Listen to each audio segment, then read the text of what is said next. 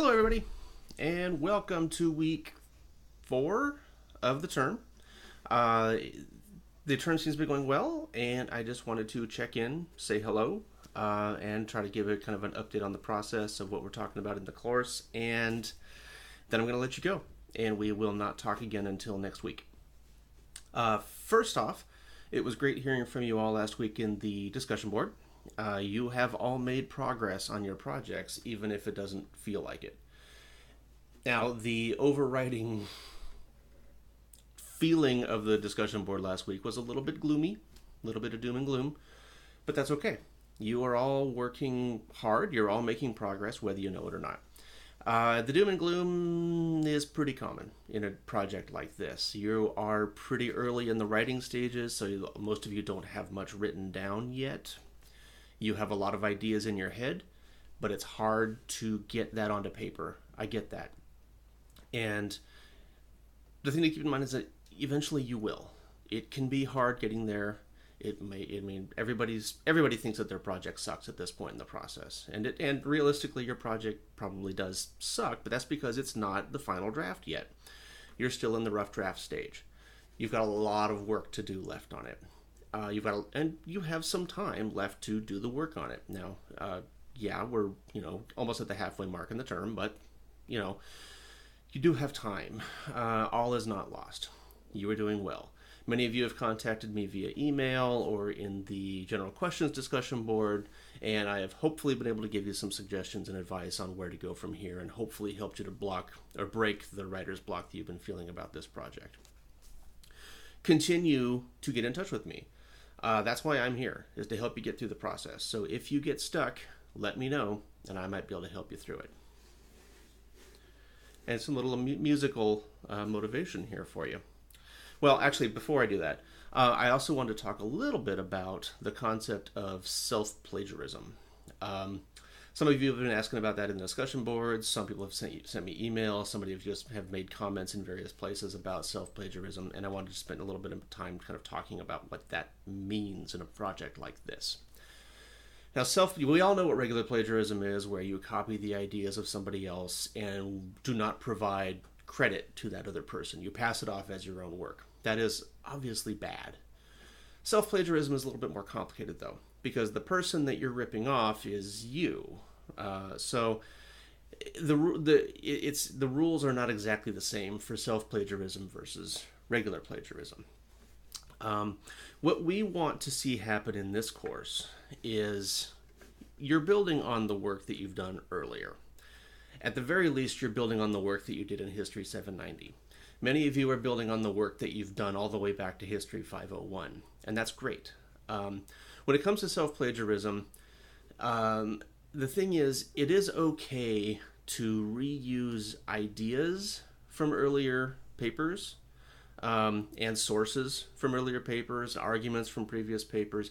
You just can't, take a previous paper, copy it, and paste it into your capstone and be done. You have to create something new in the capstone. However, you can reuse ideas, you can reuse arguments, you can reuse short parts of your previous papers. That's fine. That's what historians do when they're revising projects. It's kind of expected that your proposal, a lot of the wording in your proposal is going to make it into the final product.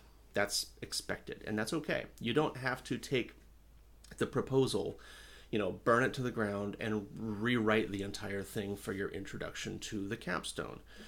You can reuse chunks of it. You're just going to have to tweak it a bit to make it flow better. You're going to need to take out any references, first-person references, that kind of thing. But it's okay to reuse chunks of your proposal in the final project, especially in the introduction. We kind of expect that. And throughout the rest of your paper, if you've got if a paper that you wrote for History 520 is relevant to is close to what you want to write in chapter 3 of your capstone, well, there can be similarities there. You just can't take the original paper and plop it into the capstone template. That's not going to fly. This is important, especially when you get out into the professional field, because the problem with self-plagiarism is if you got paid for an article or a book, and then you wrote another article or another book, and you just took the work that you already wrote and plopped it into the new one, you're essentially asking to get paid twice for the same work. And employers are not going to like that. That's why journalists get fired all the time for self-plagiarism.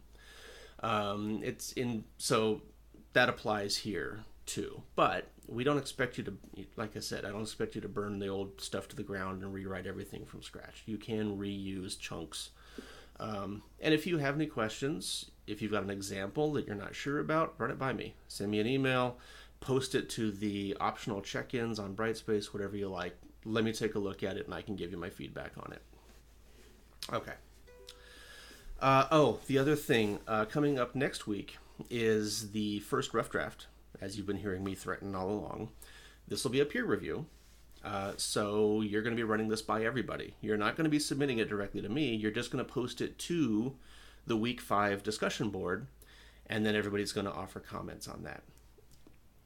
That means that you need to submit it to the discussion board in time for everybody to give feedback, though.